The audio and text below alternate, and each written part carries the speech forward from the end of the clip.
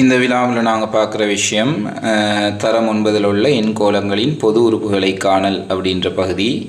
அதுவும் இது எப்படிப்பட்ட எண்கோளம்னு சொன்னால், குறைந்து செல்லக்கூடிய ஒரு எண்கோளம். எண்கோளத்தில் நாங்கள் பொது உறுப்பு காணணுன்றால் முதல்ல நாங்கள் செய்ய வேண்டிய வேலை பொது வித்தியாசம் காணணும்.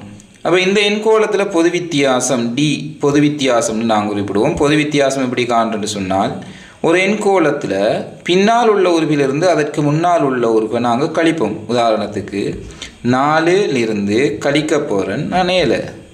அப்போ இது பெரிய இலக்கம், இது சிறிய இலக்கம். அப்போ வேறு வேறு அடையாளம் என்றால் ஒரு இலக்கத்துக்கு முன்னால் எந்த ஒரு அடையாளம் இல்லைன்றால் சக இருக்கின்றது நாங்கள் எடுத்துக்கொள்ளலாம். அப்போ வேறு வேறு அடையாளம் கழிப்படும் 3. பெரிய இலக்கம் 7க்கு முன்னால் சயன்றதால் சய 3. அப்போ இந்த வரக்கூடிய பொது வித்தியாசம் அதை நான் n உடன் பெருக்கணும். அப்போ சய 3n அப்படின்ட்டு வரும். இப்போ முதலாவது உறுப்பை நான் கவனிக்கணும். இந்த முதலாவது உறுப்பு 10.